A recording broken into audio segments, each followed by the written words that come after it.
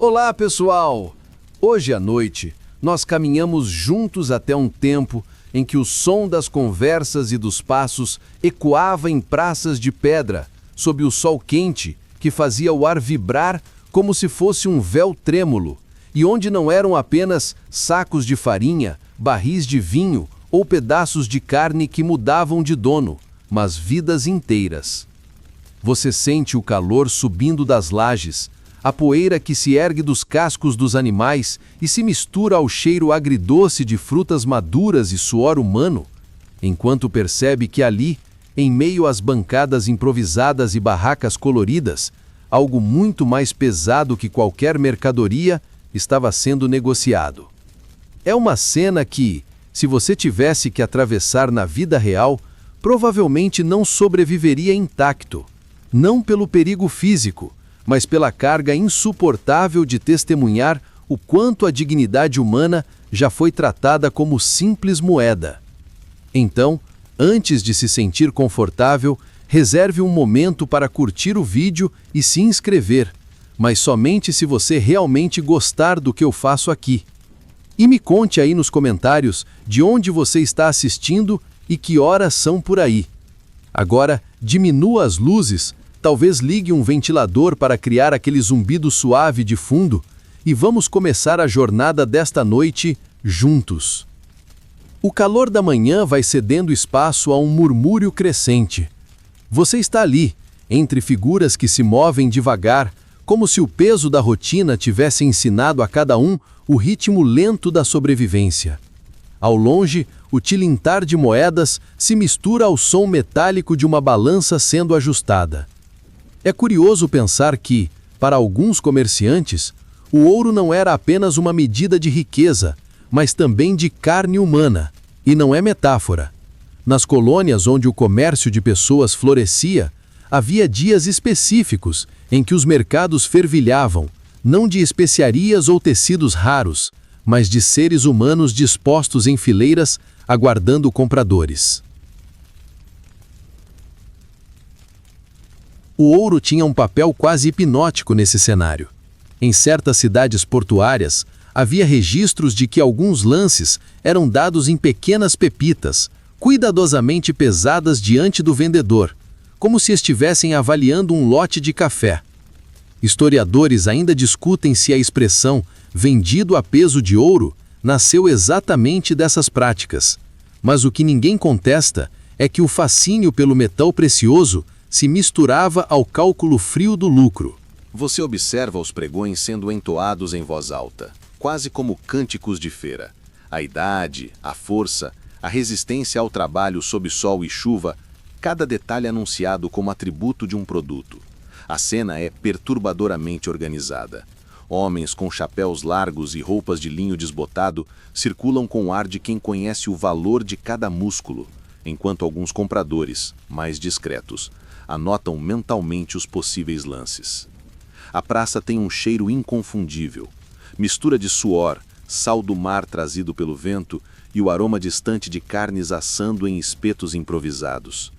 É estranho como o olfato guarda memórias, e você sabe que, se algum dia sentisse esse mesmo cheiro, ele traria de volta, em um instante, o peso daquela manhã. Entre um pregão e outro, pequenos grupos de curiosos comentam sobre vendas recentes. Há quem fale de um homem que foi trocado por uma quantia equivalente a 2 barras de ouro e meia, uma fortuna capaz de comprar terras, enquanto outros cochicham sobre negócios ainda mais estranhos, como a troca de um trabalhador especializado por uma peça rara de joalheria. A lógica era simples e brutal. Aquilo que era útil, raro ou resistente, custava mais. O sol agora parece mais baixo, mas não é fim de tarde. É apenas o calor que começa a pesar no corpo. Você percebe que alguns dos que estão à venda não olham para ninguém. Eles fixam o olhar no chão, como se quisessem se ausentar dali, sem precisar mover um passo. Há também aqueles que encaram o vazio com uma estranha calma, talvez já sabendo que o destino não mudaria por resistência ou desespero. A cada moeda trocada, há um breve silêncio, seguido por um murmúrio coletivo. É o som do negócio fechado, do contrato tácito entre duas partes, onde uma terceira, a mais importante, não tem voz. É aqui que você percebe que a história não se resume a datas e documentos, mas a momentos como este, cheios de olhares que nunca foram registrados e de decisões tomadas no instante em que o ouro tilinta sobre a madeira. Alguns vendedores orgulham-se de falar sobre a origem de suas mercadorias, como se o trajeto fosse parte do valor. Veio das melhores terras, conhece o trabalho da cana, diz um, enquanto o outro insiste em destacar que a pessoa tem dentes fortes, como se essa fosse uma espécie de garantia de durabilidade. É cruel, mas é real, e pensar nisso à noite, com a luz suave do quarto, talvez seja mais seguro do que encarar sobre o sol. O dia avança, mas a sensação é que o tempo não se move. O mercado não para, e a mesma praça será palco da mesma cena por muitos outros dias. E enquanto você permanece ali, imaginando o peso daquele ouro e o peso invisível que carregavam aqueles que eram medidos como se fossem sacos de trigo, a pergunta se instala: quanto valeria uma vida se tudo fosse decidido por uma balança? Você continua parado, observando o centro da praça, e percebe que o foco agora não está apenas nos pregões altos, mas no ritual quase meticuloso de inspecionar cada corpo. Um comerciante se aproxima de um homem alto e musculoso e o convida, ou melhor, ordena, a subir sobre uma pequena plataforma de madeira. Ali, o escravizado fica imóvel, enquanto outro homem, com um avental de couro gasto e um olhar treinado, retira de um saco de pano um conjunto de pesos de metal. É como assistir a um procedimento que mistura feira de gado com exame médico rudimentar, mas sem nenhum traço de dignidade. A balança, grande e de braços longos, range com um som que corta o burburinho. O escravizado pisa numa prancha estreita e um ajudante ajusta as contrapesas até encontrar o equilíbrio. O número é anotado rapidamente, como se fosse apenas mais uma variável no cálculo do preço final. Historiadores ainda debatem se esse peso era realmente determinante para o valor, ou se servia apenas como formalidade, um gesto para impressionar possíveis compradores com a precisão do negócio. Mas não é só o peso que importa. Um homem baixo, com um chapéu gasto e barba mal aparada, segura um pequeno espelho de metal polido e pede que o escravizado abra a boca. A cena é incômoda. Ele examina os dentes como quem inspeciona o esmalte de uma louça antiga.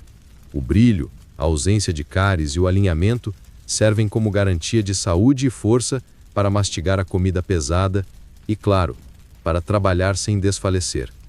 É estranho pensar que um sorriso podia valer moedas a mais, não por beleza, mas por pura utilidade. O exame não para aí. Há também o toque nos ombros, o teste de flexibilidade nas articulações e até o pedido para que a pessoa corra alguns passos ou levante um peso de pedra. É quase um teatro silencioso, onde o corpo fala, mas a voz permanece calada. Você repara que alguns compradores se inclinam discretamente, cochichando entre si, e às vezes franzem o senho, como se calculassem mentalmente quantos anos de trabalho poderiam esperar daquele corpo. A cada nova inspeção, mais detalhes são anunciados. Tem cicatrizes, mas não são de doença. Aguenta sol forte, não apresenta sinais de preguiça. Este último é dito com uma seriedade absurda, como se fosse possível diagnosticar algo assim em poucos minutos de observação. O ambiente está carregado de cheiros. O couro dos cintos, o ferro frio das balanças, o sal que o vento traz do mar. O som é um mosaico de conversas abafadas, do bater ritmado de martelos de ferreiro vindo de longe e do ocasional mugido de algum boi que passa pelas ruas estreitas. Entre tudo isso, o som metálico dos pesos tocando uns nos outros se destaca, quase hipnótico, repetitivo, como o tic-tac de um relógio antigo que não marca a hora, mas o destino de vidas. Há quem acredite que, em alguns mercados mais ricos, certos comerciantes chegavam a usar balanças adornadas com entalhes e pequenas figuras de ouro, não só para mostrar poder, mas para atrair compradores que confiavam mais em equipamentos sofisticados. Historiadores divergem sobre o quanto isso era comum, mas relatos orais apontam que a aparência da balança podia influenciar na percepção do valor. um exemplo perfeito de como o cenário fazia parte do teatro da venda. Você nota um jovem que parece não passar dos 16 anos, sendo pesado com a mesma frieza que os adultos. O examinador anota algo e, em seguida, aperta o bíceps do rapaz como se estivesse avaliando um pedaço de fruta no mercado. A cada toque, o jovem endurece o corpo, talvez por vergonha, talvez por instinto de autoproteção. A cena é breve, mas fica gravada. Um lembrete de que não havia distinção real entre a idade e o valor monetário, apenas entre a utilidade percebida e o preço que isso justificava. E então, quase como um ato final do processo, o vendedor, com voz firme, anuncia o peso e reforça as qualidades. Forte, saudável, dentes bons, sem sinais de doença. A frase ecoa como um resumo frio, condensando toda a complexidade de uma vida em meia dúzia de atributos úteis ao trabalho. Você imagina como seria se alguém reduzisse você a uma lista dessas, e o pensamento é desconfortável o bastante para que você desvie o olhar. Os compradores, no entanto, permanecem atentos, alguns com moedas já prontas nas mãos, outros apenas anotando e aguardando o próximo lote. O mercado, como qualquer outro, segue um fluxo próprio. Enquanto um é pesado, outro já espera a vez e outro mais está sendo examinado na sombra, longe do olhar da multidão. Tudo é repetitivo, mas não menos cruel por isso. O som distante de um sino começa a se espalhar pela praça, cortando o zumbido das conversas e fazendo com que alguns comerciantes se endireitem e ajustem suas roupas. É o chamado para o leilão principal do dia. Aquele momento em que as vozes se tornam mais altas, as disputas mais acaloradas e o ar parece mais denso. Você segue o fluxo da multidão até um espaço aberto, onde uma estrutura simples de madeira, um palanque levemente elevado, domina o centro. Ao lado dele, um homem com chapéu de abas largas segura um pergaminho enrolado e, com um movimento teatral, começa a ler os nomes e características dos próximos a serem vendidos. O pregão é ritmado, quase como um canto.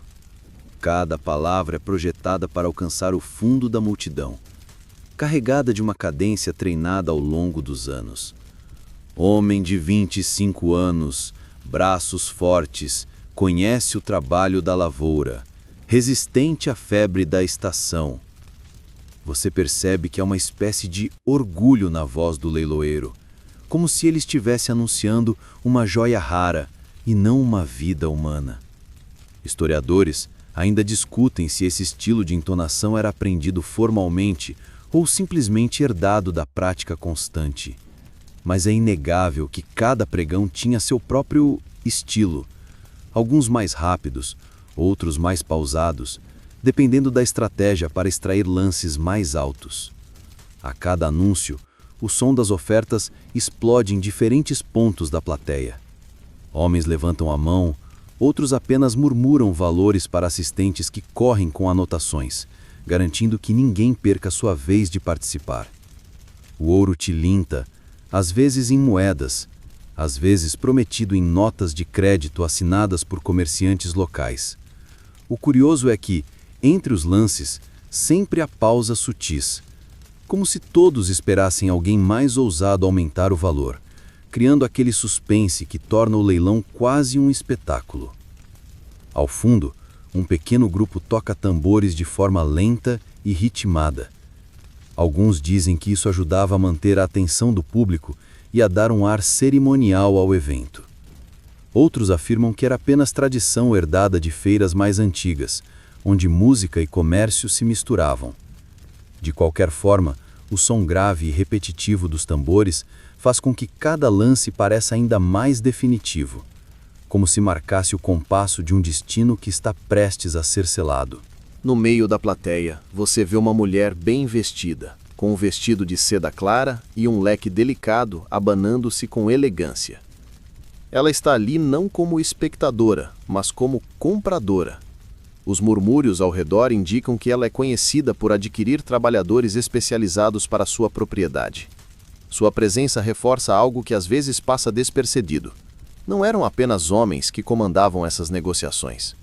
Algumas mulheres, viúvas ou herdeiras de grandes propriedades, tinham tanto poder de compra quanto os fazendeiros mais influentes. O leiloeiro continua.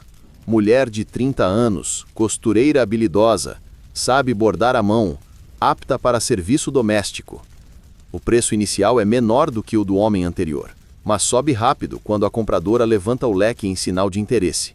Em poucos instantes, a disputa se torna apenas entre ela e outro homem, até que o sino é tocado para confirmar a venda. Há também momentos de tensão. Um lance particularmente alto para um jovem carregador de cargas faz a multidão prender a respiração. O valor chega próximo ao que se pagaria por um pequeno terreno na região. Historiadores ainda argumentam se, nesses casos, o valor era realmente proporcional à habilidade ou se havia outros fatores ocultos, dívidas, interesses pessoais ou até a simples vaidade de vencer um leilão. O ar está carregado de calor e poeira. A cada passo, você sente o chão levemente tremer sob o peso da multidão se deslocando para ver melhor o próximo lote. Crianças correm entre as pernas dos adultos, algumas rindo sem entender a gravidade da cena, outras apenas carregando bilhetes para compradores. É um contraste estranho, quase cruel, ver a leveza infantil em meio a uma atmosfera tão dura. Entre uma venda e outra, o leiloeiro faz breves comentários, às vezes contando de onde veio a pessoa, outras vezes inventando histórias para torná-la mais atrativa ao público. Há quem jure que alguns desses relatos eram pura invenção, criados para justificar preços mais altos ou despertar simpatia em compradores que valorizavam histórias bem contadas. O sino toca novamente, marcando o encerramento de mais uma disputa. O leiloeiro enxuga o suor da testa com um lenço e já chama o próximo nome. O público se mantém atento, como se cada nova venda fosse uma chance de conseguir algo único, mesmo que a mercadoria, no fundo, fosse mais uma vida arrancada de sua liberdade. O dia segue nesse compasso, com o sino e os tambores ditando o ritmo, o ouro circulando de mão em mão e o palanque servindo como palco para um teatro em que as falas e os gestos já são conhecidos, mas cujo impacto permanece igualmente pesado a cada repetição. Você, no meio dessa multidão, sente que poderia fechar os olhos e, pelo som e pelo calor, ainda saberia exatamente em que ponto do leilão está, porque aqui, cada lance parece ecoar mais do que deveria. Você se afasta um pouco do palanque e caminha em direção a uma mesa coberta por um pano gasto, onde alguns homens, com penas de escrever mergulhadas em tinteiros, rabiscam sobre folhas amareladas. É ali que nascem as cartas de alforria, documentos que, no papel, representavam liberdade, mas que na prática custavam o equivalente a anos de suor e, muitas vezes, mais do que uma boa casa nas áreas centrais da cidade. O ar ali é mais silencioso, menos barulhento que o espaço do leilão, mas carrega uma tensão diferente, como se cada traço da pena fosse capaz de mudar completamente o destino de alguém. Você observa um homem magro, de barba curta e roupa simples, parado diante de um dos escribas. Ele segura nas mãos um pequeno embrulho de pano, de onde retira cuidadosamente moedas e pequenas peças de ouro. As coloca sobre a mesa com um gesto quase cerimonioso, enquanto o escriba conta cada uma, empilhando-as em fileiras ordenadas. A quantia é alta, e o murmúrio dos que estão por perto indica que aquele é um dos raros casos em que o próprio escravizado conseguiu juntar dinheiro suficiente para comprar a própria liberdade. Historiadores ainda discutem se a prática de permitir a autocompra era realmente tão comum quanto alguns registros sugerem, ou se era mais exceção do que regra. O que se sabe é que para cada carta de alforria emitida, havia dezenas, às vezes centenas, de pessoas que jamais chegariam perto de ter essa oportunidade. E mesmo quando conseguida, a liberdade vinha com condições, pagamentos parcelados, cláusulas restritivas e, em alguns casos, obrigações de trabalho contínuo para o antigo dono. O escriba, com gestos lentos e cuidadosos, escreve o nome do solicitante, a data e as condições acordadas. Você nota que não há espaço para emoções na expressão dele. É apenas mais um contrato, mais uma transação registrada nos livros da cidade. O som da pena arranhando o papel é quase hipnótico, um sussurro constante que contrasta com o pregão distante do leilão. Ao lado, outra mesa é ocupada por compradores que também encomendam cartas de alforria, mas por motivos bem diferentes. Alguns libertam escravizados como um ato de prestígio, para serem lembrados como benfeitores. Outros o fazem apenas quando a pessoa já está velha ou doente, tornando-se um ato de generosidade conveniente e financeiramente seguro. Há ainda os que libertam um ou outro para servir como capatazes pagos, mantendo de forma indireta a mesma estrutura de poder. Você percebe que a carta de alforria, para quem recebia, era um pedaço de papel frágil e ao mesmo tempo mais valioso que qualquer bem material. Era um documento a ser guardado como relíquia, embrulhado em tecido, escondido de olhos curiosos, pois perdê-lo significava voltar ao ponto de partida. Há histórias de pessoas que, após conquistarem a liberdade, ainda viviam com medo constante de que alguém questionasse a validade do papel, especialmente em regiões onde a corrupção e as disputas judiciais eram frequentes. A negociação para obter esse documento às vezes acontecia no próprio mercado, minutos após uma venda. Imagine o paradoxo. Alguém era comprado, e no mesmo dia iniciava um acordo para comprar a si mesmo de volta. Historiadores ainda debatem se essa prática era resultado de um sistema flexível ou apenas mais uma forma de extrair dinheiro e manter as aparências de legalidade. O ambiente ao redor da mesa é impregnado de cheiro de tinta fresca e de cera derretida, usada para selar os documentos.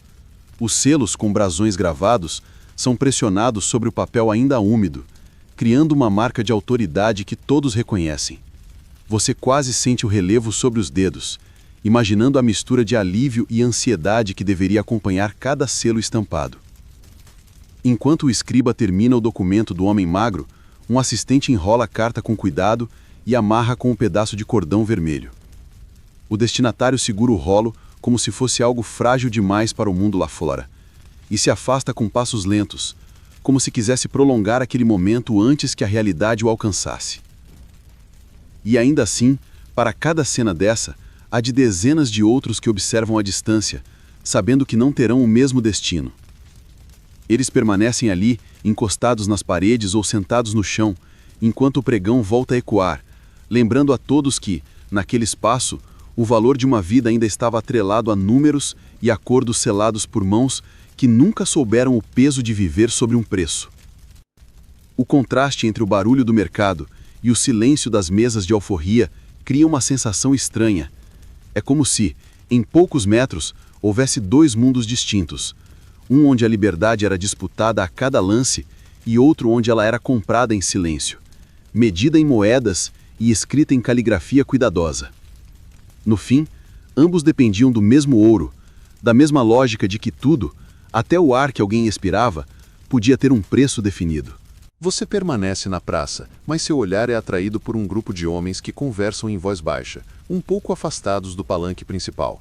Eles não estão interessados em qualquer um.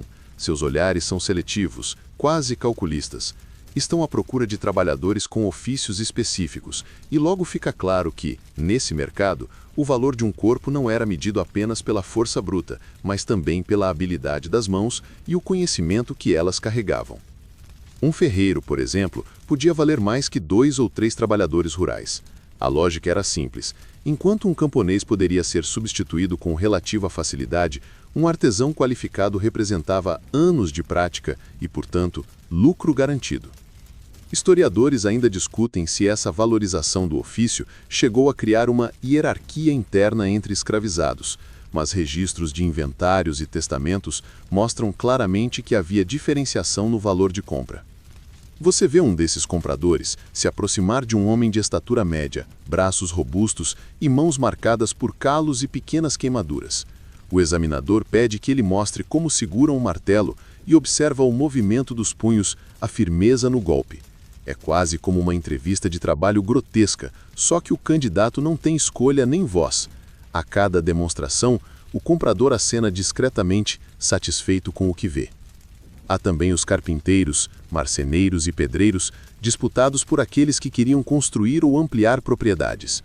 Um bom pedreiro, capaz de trabalhar com pedra e cal, podia ser vendido por um valor que ultrapassava o de um lote pequeno de terra. E, como se não bastasse, alguns compradores chegavam a oferecer bônus ao vendedor se o escravizado tivesse domínio de mais de um ofício, algo que, curiosamente, também aumentava a chance de ser revendido com lucro mais tarde. Entre os compradores, circulam boatos sobre achados raros, um músico talentoso capaz de animar festas, um cozinheiro que sabia preparar receitas portuguesas e africanas, ou um sapateiro que podia fabricar calçados resistentes para longas viagens. Esses talentos extras, embora não fossem essenciais para o trabalho pesado, elevavam o preço, pois traziam um toque de exclusividade para o comprador. No entanto, nem todos viam vantagem nisso. Alguns senhores desconfiavam de escravizados com habilidades muito refinadas, temendo que isso facilitasse fugas ou negociações perigosas. Historiadores ainda debatem se essa desconfiança foi responsável por casos em que trabalhadores especializados eram deliberadamente subutilizados, para evitar que criassem vínculos externos ou acumulassem favores na comunidade. Você nota um homem alto, de expressão cansada, exibindo peças de couro que ele mesmo costurara. O comprador, um comerciante de gado, não parece tão impressionado com a qualidade do trabalho quanto com a rapidez com que o artesão monta um arreio improvisado diante de seus olhos. É uma cena silenciosa, mas carregada de significado. O valor do trabalho é calculado não pelo prazer estético, mas pela utilidade imediata que ele representa para o lucro do comprador. Enquanto isso, em um canto mais afastado, um comprador jovem, provavelmente filho de algum fazendeiro rico, olha com curiosidade para um homem que demonstra seu conhecimento em forjar ferraduras. Ele pergunta detalhes sobre o processo, mas a conversa é intermediada pelo vendedor, como se o próprio artesão não tivesse direito de falar diretamente. Essa barreira invisível reforça que, apesar de todo o conhecimento que carregava, o valor do homem não vinha de sua voz, mas das mãos que trabalhavam. O ar aqui tem cheiro de fumaça e madeira queimada, vindo das forjas próximas.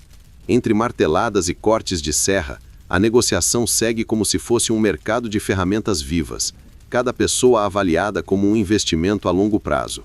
E você percebe que no cálculo frio do ouro, o tempo de aprendizado de um ofício se transformava em mais moedas no prato da balança.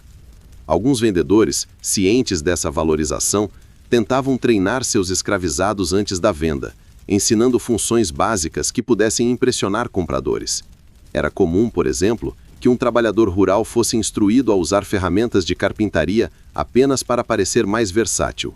Mas, como apontam alguns estudiosos, isso também gerava frustração. Quem sabia fazer mais, muitas vezes acabava fazendo o trabalho de dois, sem qualquer benefício.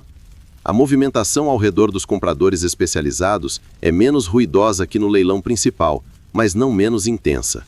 Aqui, cada avaliação leva mais tempo, cada gesto é analisado. Você sente que o peso das moedas no bolso desses homens é diretamente proporcional ao brilho calculista nos olhos deles. E enquanto a praça segue com seu fluxo de pregões e vendas comuns, nesse pequeno círculo, o ouro parece comprar algo ainda mais cobiçado, o conhecimento que não pode ser minerado, mas que também é tratado como se fosse uma pepita, pronta para ser negociada.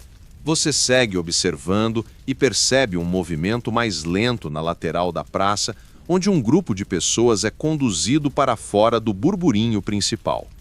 Não há pregões, nem disputas de lance.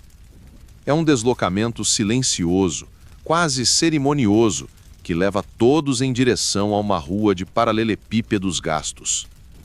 Essa é a rota para o porto, ou para os armazéns onde os recém-chegados aguardam a venda. É um caminho conhecido por todos, mas raramente descrito. Talvez porque nesse trajeto não há espetáculo, apenas a logística fria do comércio de vidas. O som muda à medida que você se afasta do centro. O tilintar das moedas e o eco dos pregões dão lugar ao estalar dos passos no chão irregular e ao rangido de correntes finas, presas discretamente aos tornozelos ou pulsos. O cheiro também se transforma, menos especiarias e fumaça, mais maresia misturada ao odor forte de corpos cansados e roupas úmidas.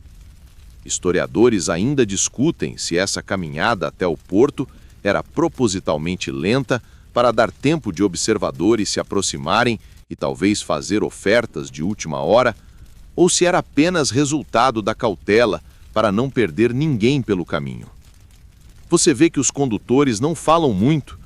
Um deles carrega um bastão curto, mais para mostrar autoridade do que para usar, e mantém o olhar fixo à frente. É como se todo o grupo se movesse em uma bolha silenciosa, ignorando as vozes que ecoam das janelas das casas ou das portas das tavernas.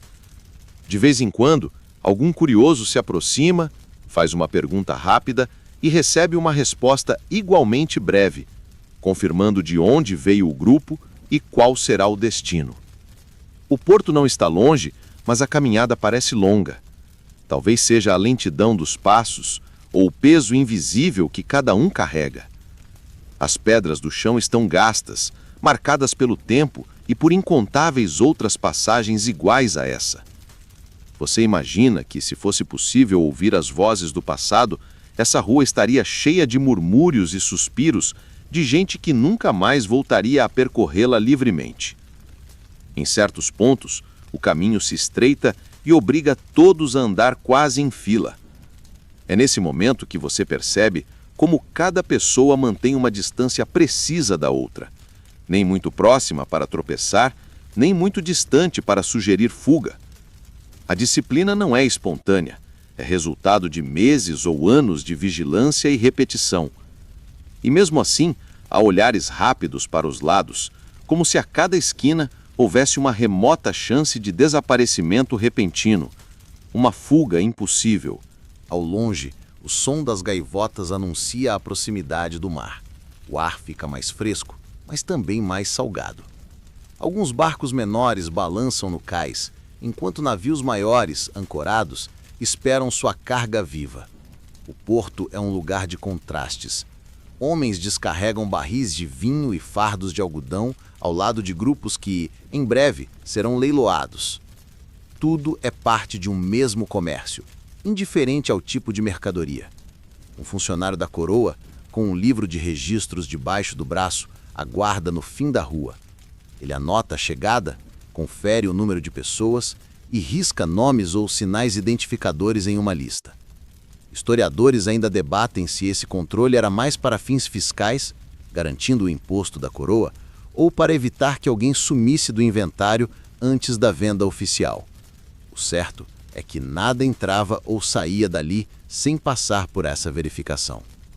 Você repara que alguns dos recém-chegados mantêm os olhos no chão o tempo todo, enquanto outros olham para o mar, talvez tentando gravar mentalmente a imagem daquilo que, para muitos, havia sido o cenário da travessia. O vento balança roupas rasgadas e leva consigo fragmentos de conversas entre marinheiros e estivadores, misturando risadas ásperas com ordens curtas. No cais, há uma pequena área coberta, onde parte do grupo será acomodada até o momento de seguir para a praça de vendas. As sombras ali oferecem alívio do sol, mas também criam um clima abafado, como se o ar estivesse preso junto com eles. Um homem distribui canecas de água, mais por necessidade de manter a mercadoria saudável até a venda do que por bondade. E então, como se fosse parte de um ciclo sem fim, o processo se inverte. Outros grupos, que já foram avaliados e negociados, são levados na direção contrária, desaparecendo pelas ruas estreitas em direção às propriedades ou fazendas de seus novos donos. É impossível não perceber que, para cada rosto que chega, outro parte, e que essa rotação constante é o motor silencioso que mantém o comércio girando. O som das ondas contra as pedras fecha a cena, criando uma cadência quase hipnótica. E enquanto você observa, entende que esse caminho até o porto não era apenas um deslocamento físico, mas um corredor de transição, onde cada passo era também um afastamento da vida anterior e uma aproximação definitiva de um destino que já havia sido calculado, pesado e precificado. Você ainda está no porto quando um movimento mais brusco chama sua atenção. Um pequeno grupo é separado dos demais e conduzido até um espaço cercado por tábuas altas, onde o cheiro de madeira queimada e ferro quente se mistura com o da maresia. É ali que se realiza uma das etapas mais cruéis e visíveis do comércio, a marcação com o ferro em brasa, destinada a identificar a propriedade de quem comprou. Não é algo exibido na praça como o pregão ou a pesagem, é um ato rápido, quase escondido, mas que deixa um sinal impossível de apagar. O ambiente é abafado, o calor vindo não só do sol, mas da forja improvisada que mantém o ferro incandescente. Um homem corpulento, com avental grosso e mãos cobertas de fuligem, retira uma barra de metal curvada na ponta, gravada com um símbolo simples, um conjunto de letras ou um brasão reduzido. Ele examina o brilho da ponta e faz um gesto afirmativo. O som do ferro raspando na borda da forja ecoa seco, como se avisasse a todos o que viria a seguir. Historiadores ainda discutem até que ponto essa prática foi padronizada pela coroa ou se era uma tradição herdada de sistemas de criação de gado. O certo é que a marca funcionava como um selo visual e físico de posse, e que, em muitos casos, ela acompanhava a pessoa pelo resto da vida, atravessando vendas e gerações. Você observa o primeiro a ser chamado. Ele é conduzido até um banco baixo, onde 2 ajudantes seguram seus braços e ombros. O marceneiro improvisado da cena, que aqui não trabalha com madeira, mas com carne humana, posiciona a ponta incandescente sobre a pele, e o chiado que se segue é quase tão intenso quanto o cheiro acre que sobe no ar. Não há gritos altos, apenas um som abafado, de quem aprendeu a engolir a dor para não dar espetáculo aos presentes. O ferro é retirado, revelando uma mancha escura e inchada, que em poucos dias se transformará na cicatriz definitiva. Um balde de água é jogado por cima, não para aliviar, mas para limpar a área antes de chamar o próximo. É um processo rápido, repetitivo, como se fosse mais uma tarefa administrativa. O brasão, gravado em pele viva, é agora parte do corpo como qualquer outro traço físico. Em alguns casos, especialmente para trabalhadores especializados, a marca era feita em áreas menos visíveis, para não comprometer a aparência diante de visitas ou clientes. Isso não diminuía a dor nem o simbolismo, era apenas um ajuste estético a serviço do mesmo objetivo. Historiadores relatam que havia regiões onde se aplicavam mais de uma marca, quando a pessoa trocava de dono, criando um mapa involuntário de passagens de mão.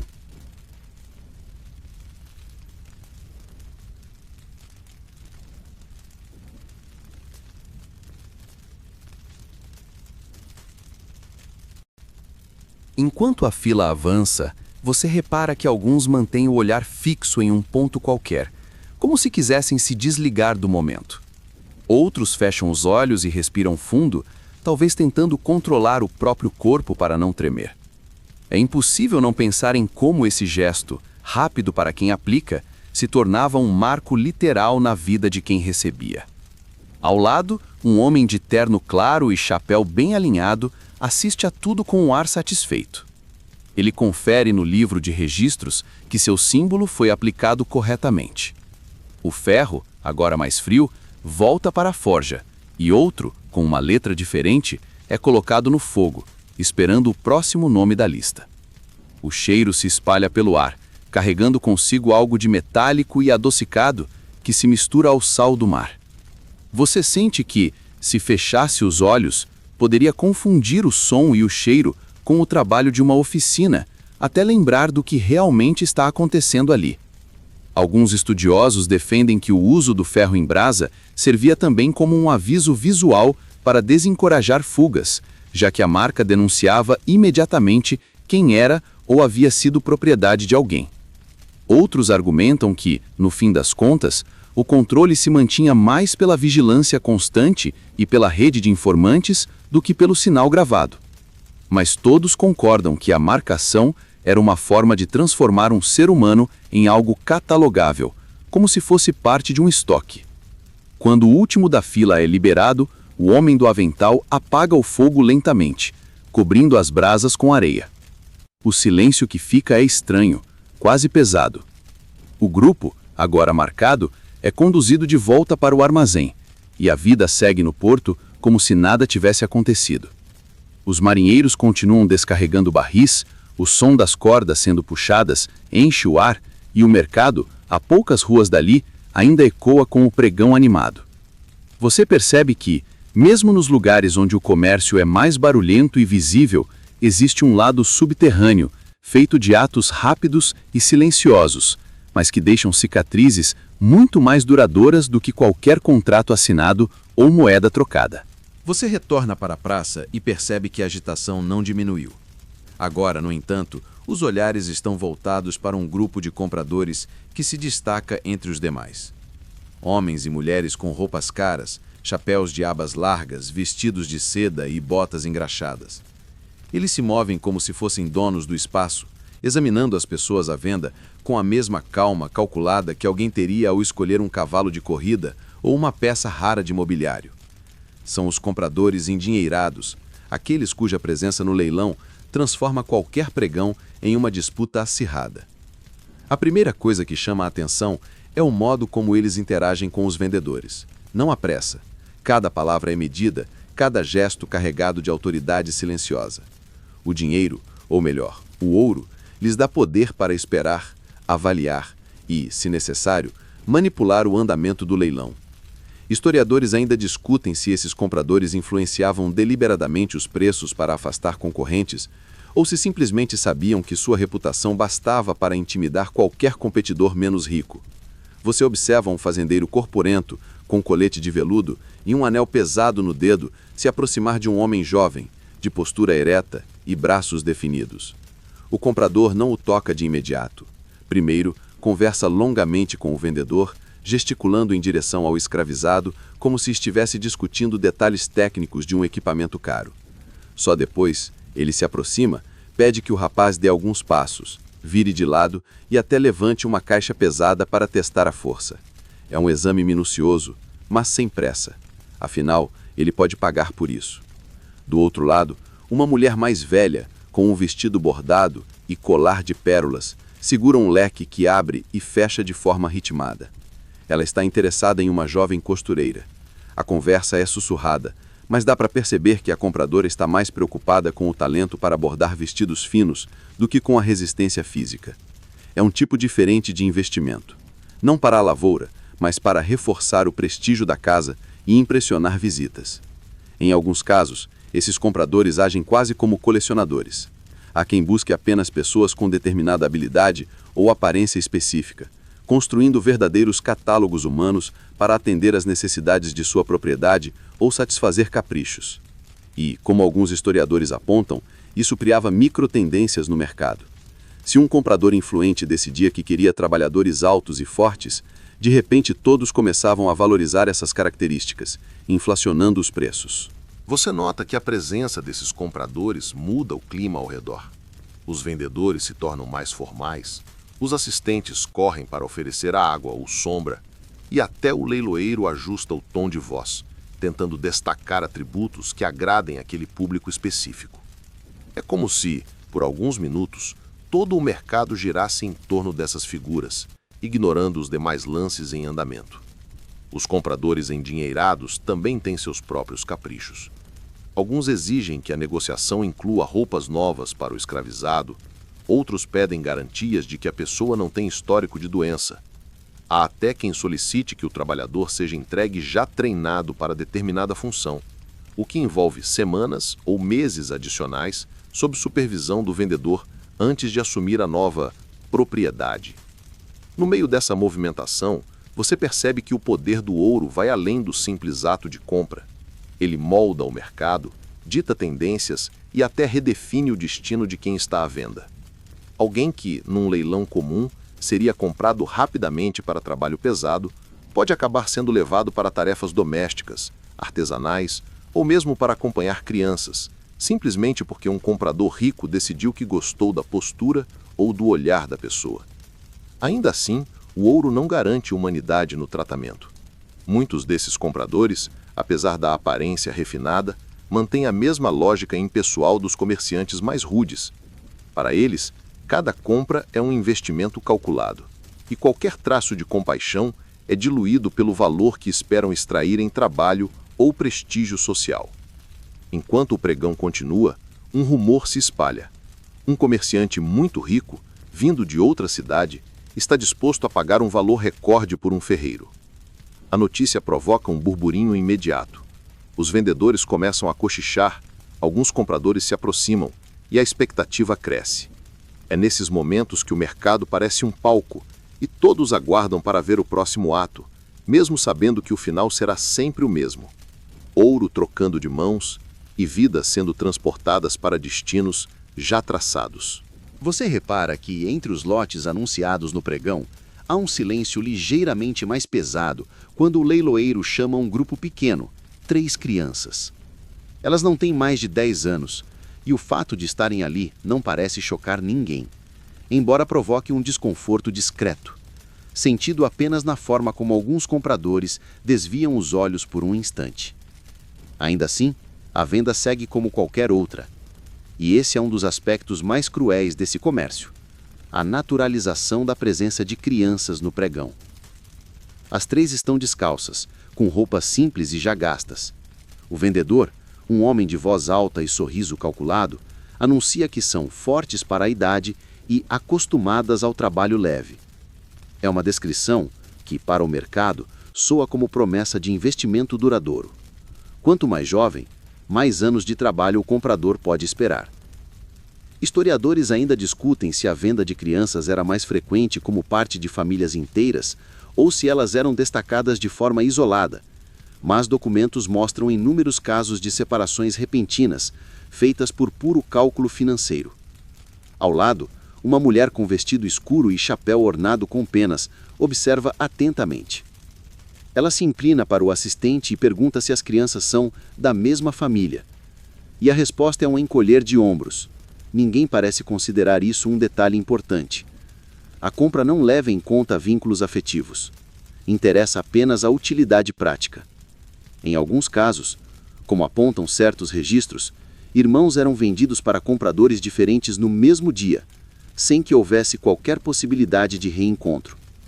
O pregão continua, e o leiloeiro alterna entre exaltar a saúde das crianças e demonstrar sua obediência. Ele pede que uma delas caminhe alguns passos, que a outra levante um cesto pequeno e que a terceira repita a ordem simples. É como se fosse um teste de adestramento, pensado para mostrar que elas sabem ouvir e seguir instruções. Esse tipo de demonstração, embora humilhante, era usado como estratégia para aumentar o valor percebido. No meio da multidão, você nota reações diferentes. Alguns compradores olham com interesse pragmático, já imaginando tarefas que poderiam delegar. Outros mantêm uma expressão distante, como se quisessem evitar pensar no que significa colocar preço em alguém tão jovem. Mas ninguém interfere. Aqui, o fluxo do mercado não é interrompido por dilemas morais. O leiloeiro, percebendo que há hesitação, lembra em voz alta que crianças aprendem rápido e podem ser moldadas conforme a necessidade. Frases que soam como vantagem comercial.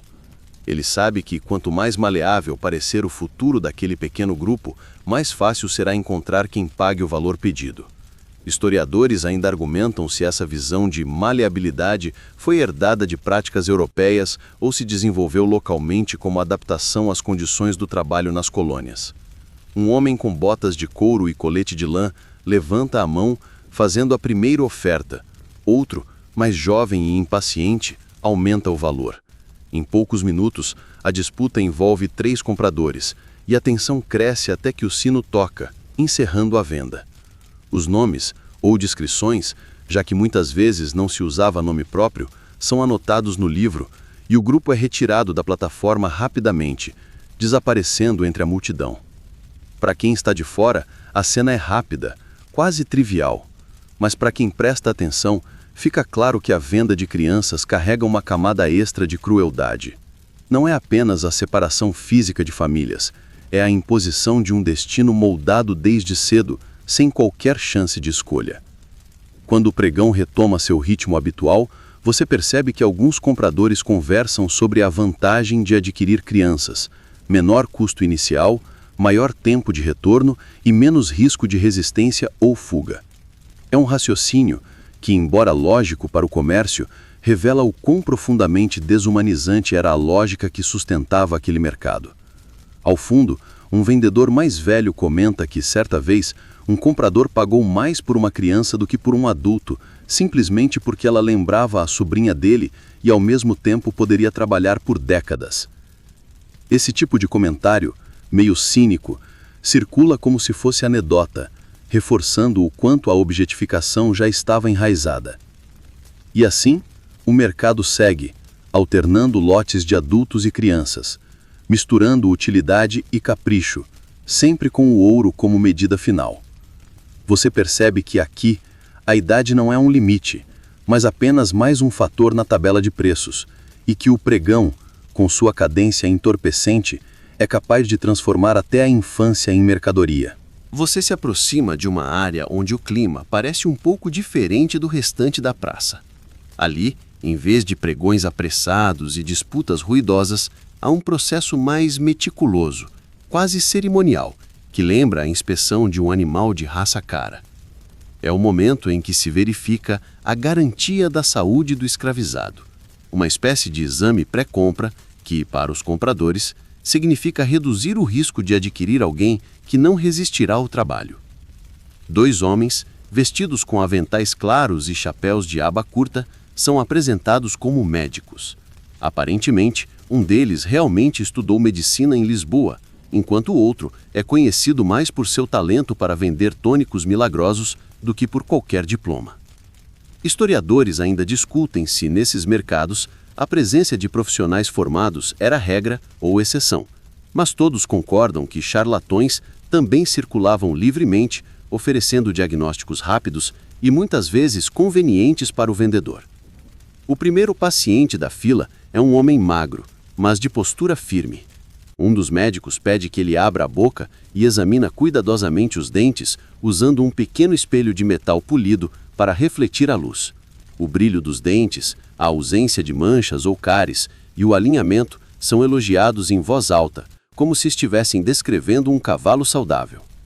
Em seguida, o examinador apalpa os músculos dos braços e das pernas, testa a respiração pedindo que o homem caminhe alguns passos rápidos e anota tudo em um pedaço de papel que será entregue ao comprador. No entanto, nem todos os exames são tão neutros. Você observa o charlatão aproximar-se de uma mulher alta, que mantém os olhos no horizonte. Ele passa a mão pelo ombro dela e murmura que parece forte como uma mula, mas imediatamente recomenda um tônico preventivo contra febres, que coincidentemente ele mesmo vende. É um teatro ensaiado. O vendedor do lote concorda e o comprador, para não correr riscos, paga pelo frasco junto com a compra. Alguns compradores pedem exames extras, como verificar se a pessoa tem cicatrizes de doenças contagiosas ou se suporta carregar peso por longos períodos. É comum ver alguém sendo instruído a levantar um saco de farinha, andar alguns metros com ele e depois devolver, tudo sob olhares atentos. O desempenho é comentado na hora e até pequenas hesitações podem fazer o preço cair. Historiadores ainda debatem se esses testes de resistência eram de fato eficazes para medir a saúde, ou se serviam mais como espetáculo para impressionar compradores indecisos. O certo é que, para quem estava na fila, o exame era apenas mais uma etapa inevitável antes de ter o destino decidido. O ambiente ao redor carrega um cheiro particular, mistura de suor, álcool usado para limpar as ferramentas e ervas secas guardadas em saquinhos de pano. De tempos em tempos, o médico verdadeiro franze o senho ao ouvir o colega recomendar poções improváveis, mas não interfere. Afinal, todos ali estão ganhando algo com o processo. Em alguns casos, especialmente com compradores endinheirados, a avaliação da saúde é acompanhada de garantias formais. Há contratos que prevêem devolução do escravizado caso adoeça gravemente nos primeiros meses. Uma cláusula que transforma vidas humanas em bens com prazo de validade. Essa prática, embora chocante, era usada como argumento de venda e não raro fazia com que o vendedor exagerasse na descrição da saúde do escravizado, omitindo problemas menos visíveis. Você vê uma jovem ser examinada e ao final receber elogios por pulmões limpos e coração firme. O comprador sorri satisfeito, como se tivesse adquirido uma peça nova e resistente para sua propriedade. Ao lado, outro comprador recusa um homem por considerar que sua tosse é muito seca e, portanto, sinal de possível doença. A decisão é imediata, sem qualquer segunda chance. Enquanto o exame continua, um murmúrio percorre o grupo de vendedores. Há quem diga que, certa vez, Um comprador exigiu que um escravizado corresse pela praça inteira para provar que estava saudável, e que no meio da corrida, o homem fugiu. Ninguém sabe se a história é verdadeira ou apenas uma lenda que os assistentes contam para quebrar a monotonia, mas ela provoca alguns sorrisos contidos.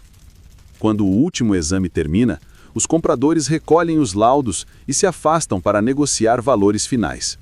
A fila se dispersa lentamente e o ar volta a se encher com o som dos pregões vindos do centro. Você percebe que, embora todo o mercado gire em torno do ouro, é esse momento, o da avaliação da saúde, que muitas vezes decide quanto vale cada corpo, não apenas como mercadoria, mas como investimento medido em anos de trabalho e resistência física. O calor do meio-dia começa a baixar, mas o movimento na praça não diminui. Pelo contrário, há um murmúrio mais animado que o habitual, e você percebe que ele vem de um pequeno círculo de compradores ao redor de um vendedor muito confiante. Ele não está oferecendo apenas mais um trabalhador comum, está anunciando um caso raro, algo que só se via de tempos em tempos, um escravizado cujo valor é literalmente medido em pepitas de ouro. O homem anunciado é de estatura média, pele marcada pelo sol e cicatrizes antigas nos braços. O vendedor fala dele como se estivesse descrevendo uma peça de arte rara. Força de um boi, habilidade de um mestre ferreiro e ainda conhece técnicas de construção naval, diz em voz alta, quase cantada. Ao invés de propor um preço em moedas ou notas, o vendedor abre uma pequena caixa de madeira, revestida de veludo gasto, e deixa à mostra um punhado de pepitas reluzentes. Este é o padrão de troca, declara, como se o brilho dourado fosse argumento suficiente. Historiadores ainda discutem se esse tipo de negociação era prática real ou apenas uma forma de impressionar os presentes. Há relatos de transações feitas exclusivamente em ouro sólido, especialmente em regiões mineradoras, onde o metal circulava tanto quanto a moeda. O que se sabe é que nessas ocasiões o valor pago era muitas vezes exagerado, mais para mostrar poder e prestígio do que por necessidade real. Você observa enquanto um comprador, um homem alto, de colete bordado e chapéu com pena, examina as pepitas com olhos atentos, virando-as entre os dedos, como quem julga o peso de um segredo. Outro comprador, mais discreto, mantém as mãos atrás das costas, mas não desvia o olhar, aguardando o momento certo para fazer uma oferta. É quase um duelo silencioso, onde o ouro substitui as palavras. O vendedor aproveita para reforçar o argumento. Um homem desses não aparece duas vezes. Pode trabalhar na forja, levantar paredes, construir barcos e aguenta a maré e o sol como se fosse parte do mar. É impossível saber o quanto é exagero e o quanto é verdade, mas no clima da praça isso pouco importa. Aqui, a reputação e a raridade são tão valiosas quanto a força física. Ao fundo, alguns curiosos comentam que, anos atrás, um homem foi comprado por quantidade semelhante de ouro e, em pouco tempo, construiu sozinho um pequeno cais para o novo dono. Outros dizem que o valor pago hoje é apenas parte de uma aposta entre dois comerciantes ricos, que querem provar quem tem mais influência no mercado. Essas histórias, verdadeiras ou não, funcionam como tempero para o espetáculo, mantendo todos atentos. Quando finalmente o primeiro comprador se aproxima e coloca sobre a mesa uma bolsa pesada, o som abafado das pepitas caindo sobre a madeira faz com que os demais se inclinem para ver. O vendedor sorri, mas não aceita de imediato. Ele olha para o segundo comprador, esperando que aumente a oferta. A tensão cresce até que o sino é tocado, confirmando a venda ao primeiro, para aplausos discretos e olhares de respeito. O homem comprado permanece imóvel durante todo o processo. Seus olhos, voltados para o horizonte, não traem nem orgulho nem tristeza. Ele sabe que o peso do ouro não muda o peso da vida que terá pela frente. Curiosamente, nem todos os negócios a peso de ouro envolviam trabalhadores excepcionais. Há registros de casos em que o pagamento em pepitas servia apenas para evitar taxas ou atrair atenção, transformando a compra em um evento comentado por semanas. Historiadores ainda argumentam se essa prática foi uma forma de ostentação vazia ou se, em alguns contextos, realmente representava um padrão justo de avaliação. Quando a transação termina, o vendedor recolhe as pepitas restantes com cuidado e guarda na caixa de veludo. O comprador dá um breve aceno e parte, acompanhado do novo escravizado, enquanto a multidão retorna aos pregões comuns. O brilho do ouro, no entanto, permanece na memória de quem viu, como se aquela negociação tivesse lançado um feixe de luz sobre um mercado normalmente marcado pelo pó, pelo suor e pela repetição cansativa das vendas. Você, no meio da multidão, percebe que, por mais rara que fosse essa cena, ela não mudava a essência do comércio. O ouro podia ser contado em moedas ou em pepitas, mas o cálculo final era sempre o mesmo. Quanto tempo de trabalho, quantos anos de uso, quanta resistência física valiam o investimento feito. E isso, independentemente da forma de pagamento, continuava sendo o que realmente movia aquele mercado. O burburinho da praça muda de tom quando alguém chega correndo com um papel na mão, gritando sobre uma nova recompensa anunciada pelo conselho da cidade. É para a captura de um escravizado que fugiu dias antes, e a quantia oferecida não é nada modesta. Você se aproxima do grupo que se forma ao redor do homem que leu o anúncio em voz alta. Ele detalha o valor em ouro e bens, descreve o fugitivo, altura, idade aproximada, marcas visíveis e reforça que qualquer pessoa que ajudar na captura receberá parte da recompensa. Esse é o outro lado do comércio, o negócio paralelo de caçar e revender liberdade. Historiadores ainda discutem se essas recompensas eram pagas mais para desencorajar novas fugas ou para manter uma rede constante de caçadores trabalhando. O certo é que, para alguns, essa atividade era tão lucrativa quanto a própria compra e venda no pregão. Você vê dois homens se afastarem rapidamente, murmurando sobre o valor anunciado e discutindo a melhor rota para interceptar o fugitivo. Eles carregam cordas, redes e até cães treinados para seguir rastros. É como uma caçada organizada, com mapa mental do terreno e pontos estratégicos onde alguém poderia tentar se esconder. Para quem observa, é impossível não notar o contraste entre o planejamento meticuloso da captura e o improviso que costuma marcar outras atividades da cidade. Ao fundo, alguns vendedores comentam casos anteriores. Um homem capturado no porto ao tentar embarcar escondido em um navio de carga, uma mulher encontrada a quilômetros dali, abrigada na casa de parentes, e até um grupo que resistiu à prisão e acabou sendo revendido para locais mais distantes como punição e exemplo. Essas histórias circulam como advertências silenciosas, lembrando a todos que fugir não era apenas difícil, era perigoso. Historiadores apontam que havia até uma espécie de cotação informal para fugitivos. Quanto mais longe a pessoa conseguia chegar ou mais tempo permanecia livre, maior a recompensa para quem a capturasse. Isso criava uma motivação quase competitiva entre caçadores que viam nessas buscas uma oportunidade de ganho rápido e prestígio no mercado. Você observa um jovem aproximar-se do leitor do anúncio e perguntar se pode participar da busca. Ele recebe instruções rápidas e parte apressado, misturando-se à multidão.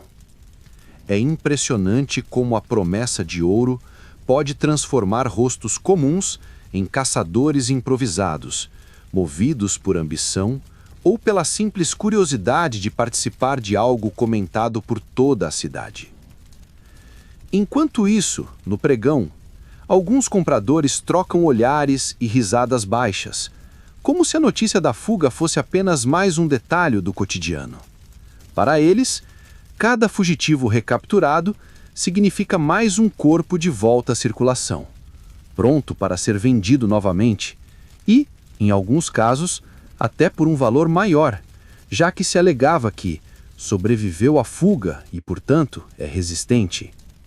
É um raciocínio distorcido, mas que fazia sentido dentro da lógica comercial.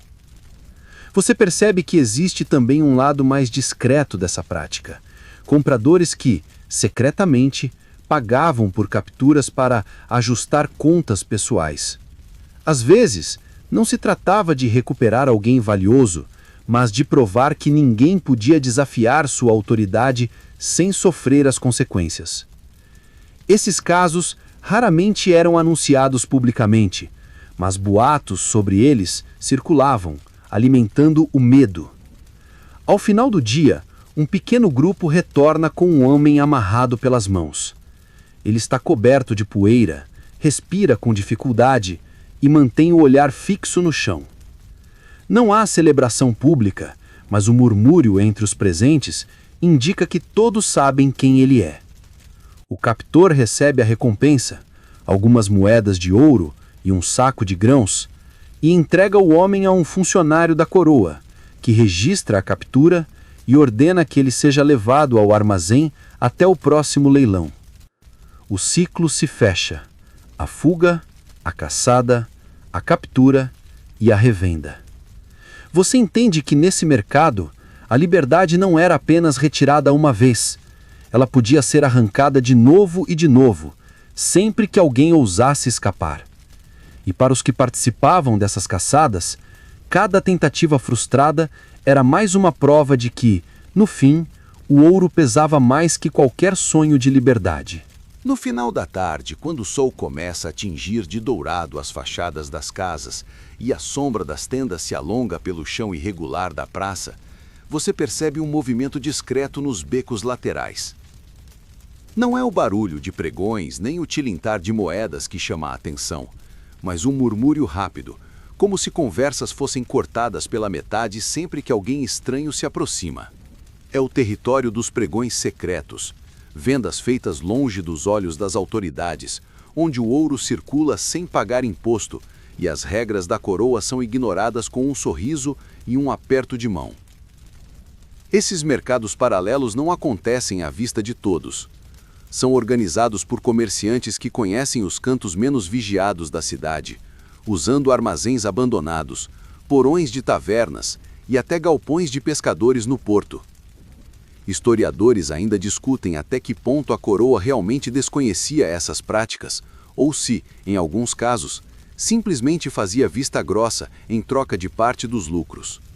O certo é que o sistema oficial de impostos nunca conseguiu eliminar completamente esse comércio de bastidores. Você segue um pequeno grupo por uma ruela e acaba diante de uma porta de madeira reforçada. 2 homens conversam em voz baixa, e um deles segura uma lamparina protegida por vidro, mesmo com a luz do dia ainda presente. Ele bate 3 vezes curtas e uma longa, um código que parece tão natural para eles quanto abrir uma bolsa de moedas.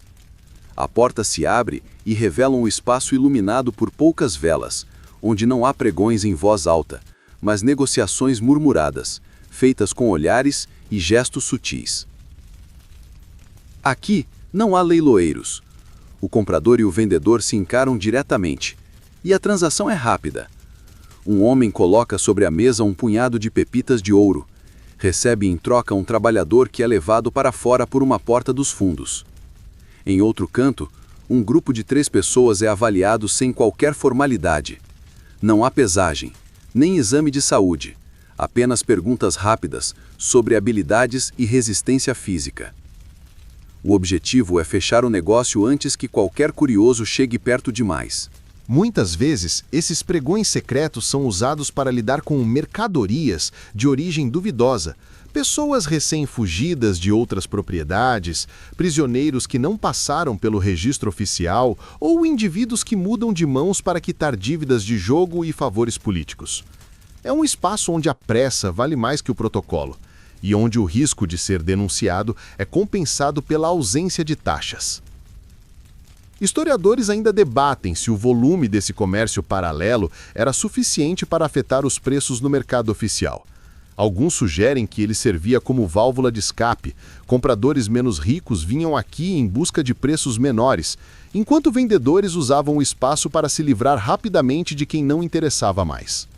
De qualquer forma, era um lembrete de que por trás do cenário teatral do pregão público havia uma engrenagem mais silenciosa, mas igualmente cruel. Você repara em uma transação particularmente rápida. Um comprador entrega uma pequena caixa de madeira ao vendedor, que a abre apenas o suficiente para confirmar o conteúdo. Não há contagem de moedas nem assinatura de papéis. O vendedor assente com a cabeça e acena para um ajudante, que conduz um adolescente para fora sem dizer palavra.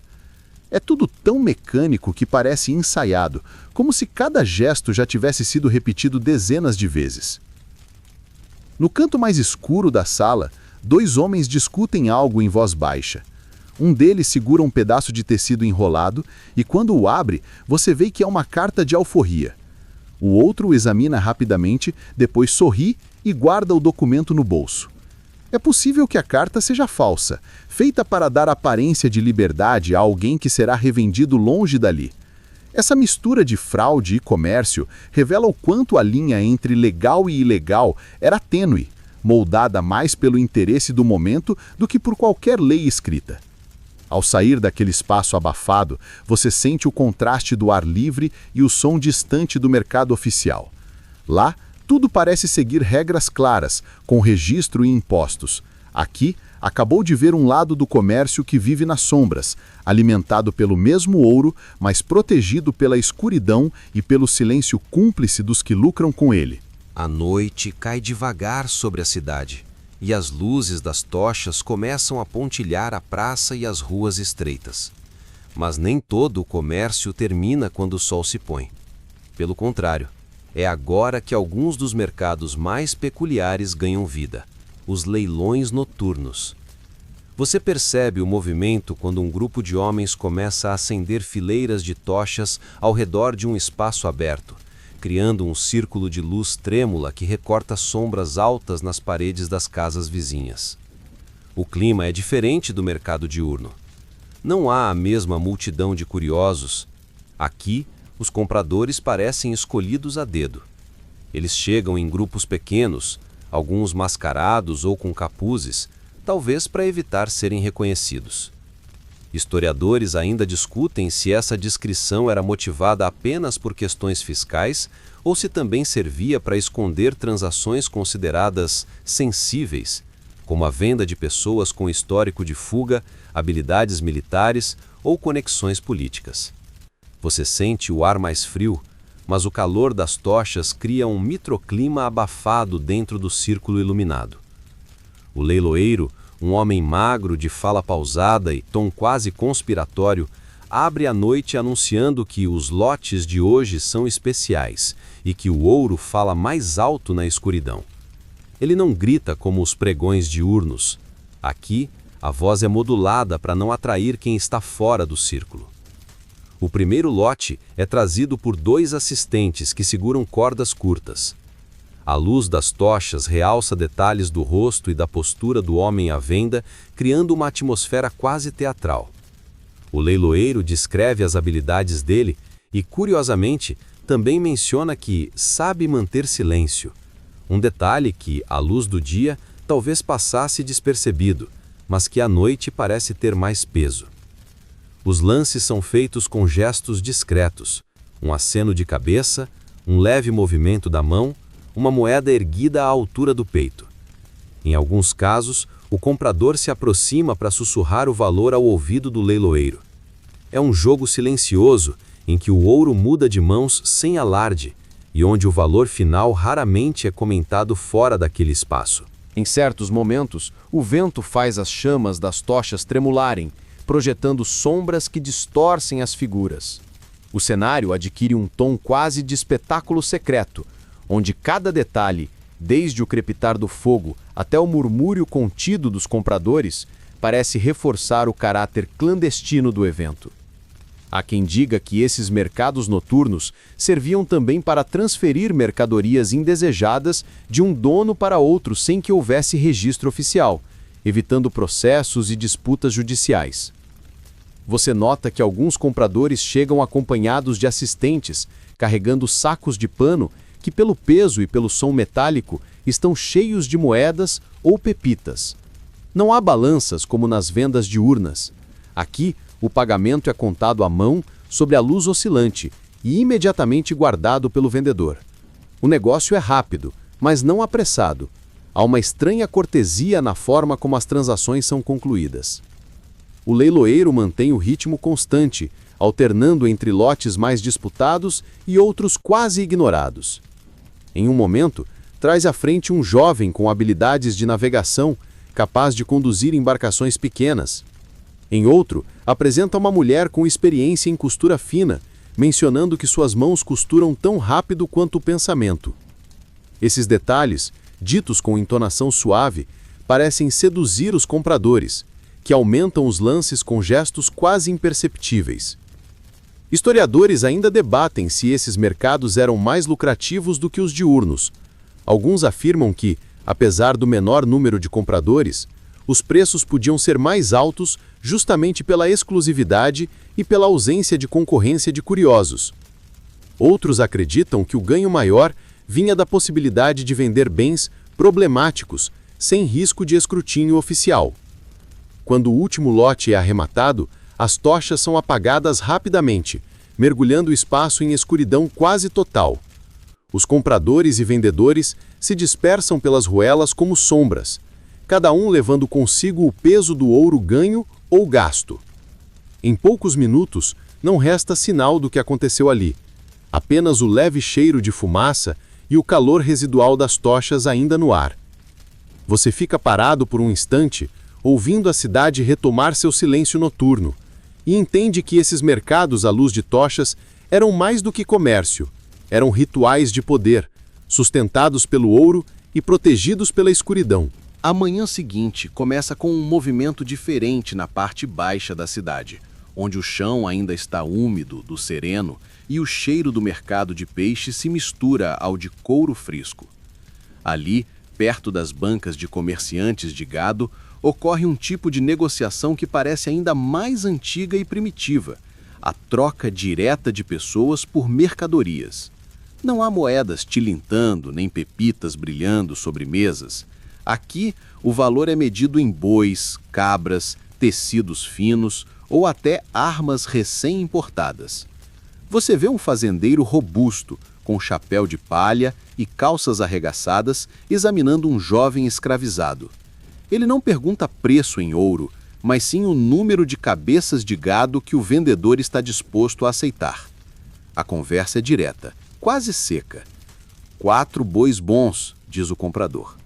O vendedor balança a cabeça e responde: 5 e um cabrito e fechamos negócio. Historiadores ainda discutem se esse tipo de permuta era mais comum em regiões rurais ou se também acontecia em portos e cidades grandes. Alguns afirmam que a troca por animais era vista como mais vantajosa, pois o gado podia se reproduzir e aumentar o lucro. Em outra ponta do mercado, um comerciante de tecidos estende rolos de pano colorido sobre um banco improvisado. Ele propõe trocar uma jovem costureira por uma remessa de sedas vindas de Lisboa. O comprador, um homem de aparência severa, passa os dedos pelo tecido, testa a maciez e o brilho e só então lança um olhar calculista para a moça, como se estivesse comparando qual das mercadorias teria maior retorno a longo prazo. Não é incomum que essas trocas envolvam mais de um tipo de bem. Você testemunha um acordo em que um homem é entregue em troca de 3 barris de açúcar, um rifle de fabricação recente e 2 caixas de ferramentas. O negócio é selado com um aperto de mão e um gole de cachaça, sem qualquer documento formal. Nesse ambiente, a confiança entre as partes é baseada mais na reputação e no medo de retaliações do que em contratos escritos. Historiadores ainda apontam que essas trocas também serviam como forma de liquidar dívidas. Um comerciante endividado podia pagar com um escravizado em vez de ouro, muitas vezes repassando alguém que já não era útil para o tipo de trabalho que precisava.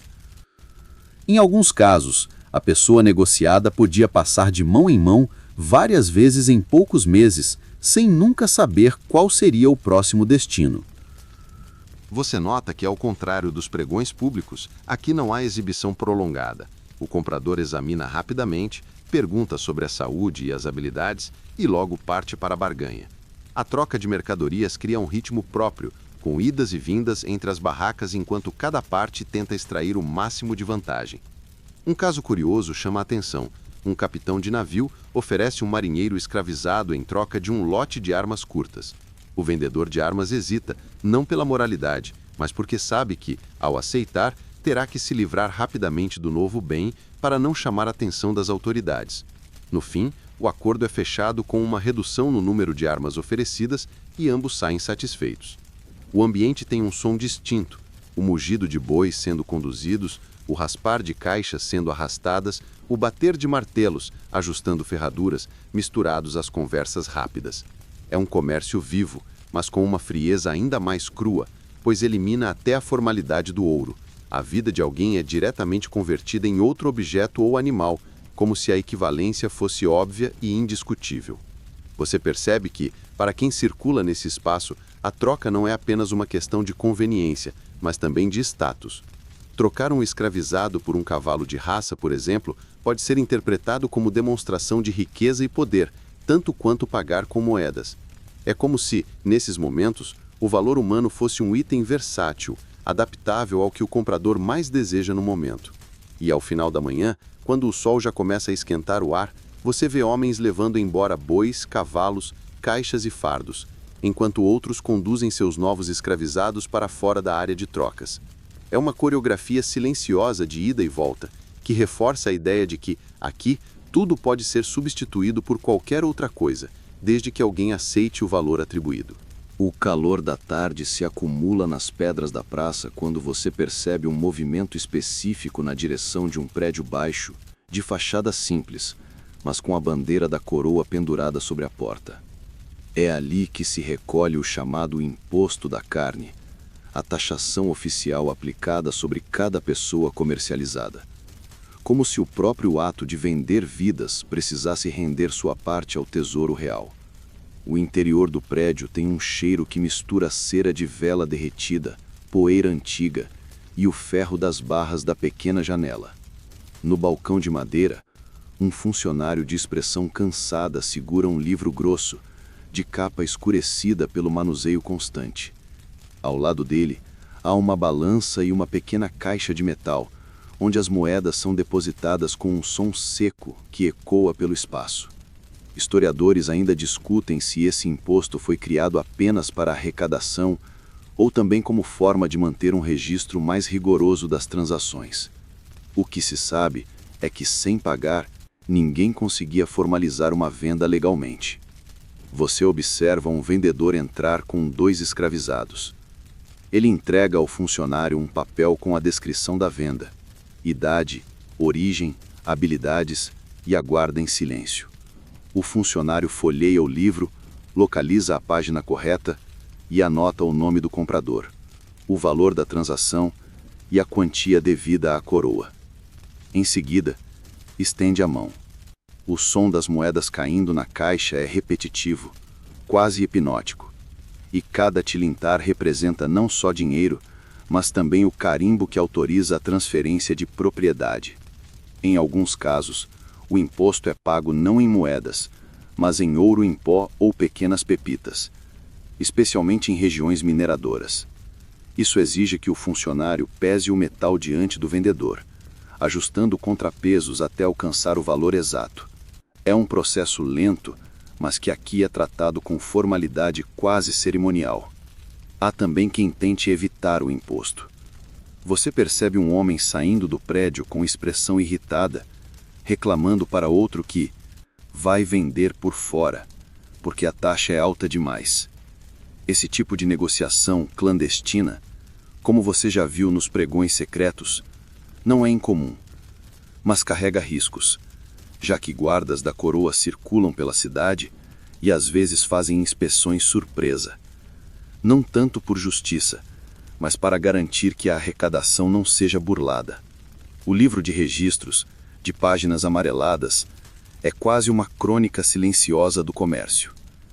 Cada linha é uma vida resumida a poucas palavras e um valor em ouro.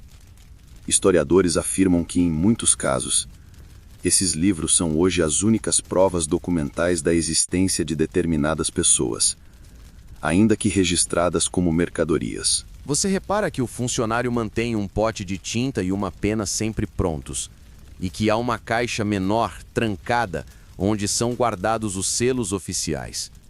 Depois de receber o pagamento, ele carimba o documento de venda com a marca da coroa, Um desenho simples, mas carregado de autoridade. Sem esse selo, o comprador não poderia apresentar a propriedade em outro mercado ou reivindicar direito legal sobre ela. Há rumores de que alguns funcionários cobravam taxas adicionais por fora para acelerar o processo ou para registrar valores menores e assim reduzir o imposto devido.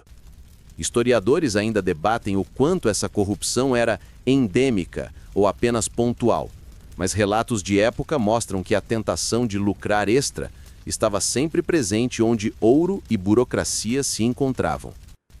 Enquanto o vendedor recolhe o documento carimbado e sai acompanhado pelos escravizados, outro comprador entra com um sorriso largo, segurando uma bolsa pesada. Ele joga as moedas sobre o balcão como se o ato de pagar fosse mais um símbolo de status do que uma obrigação. O funcionário, impassível, conta, registra e carimba.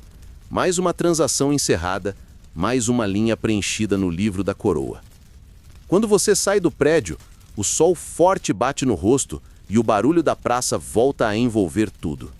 É impossível não pensar que, para além dos pregões, das negociações e até das trocas mais curiosas, esse pequeno prédio simples é onde o comércio de vidas encontra sua validação oficial. Um lugar onde cada tilintar de moeda é também um lembrete de que a dignidade humana, ali, tem imposto próprio. O calor do dia começa a ceder quando um rumor percorre a praça, rápido como o vento entre as tendas. Um leilão foi interrompido por causa de um tumulto. Você segue o fluxo de gente que corre para ver o que está acontecendo e chega a tempo de ouvir os gritos misturados ao som seco de madeira sendo derrubada. No palanque central, onde minutos antes um pregão seguia sem incidentes, há agora um cenário caótico. Alguns compradores tentam se afastar, enquanto vendedores e ajudantes se apressam para conter o que parece ser uma tentativa de fuga. Um jovem escravizado, ágil e com olhar feroz, saltou da plataforma no meio de uma disputa acirrada e correu em direção à rua lateral. 2 homens o perseguem e o som dos passos ecoa alto sobre as pedras irregulares. Historiadores ainda discutem se fugas durante o próprio leilão eram comuns ou apenas casos raros que viravam lenda, mas todos concordam que, quando aconteciam, mudavam instantaneamente o clima do mercado. A fuga é breve. O jovem é alcançado na esquina por um ajudante que o agarra pelo braço, derrubando ambos no chão.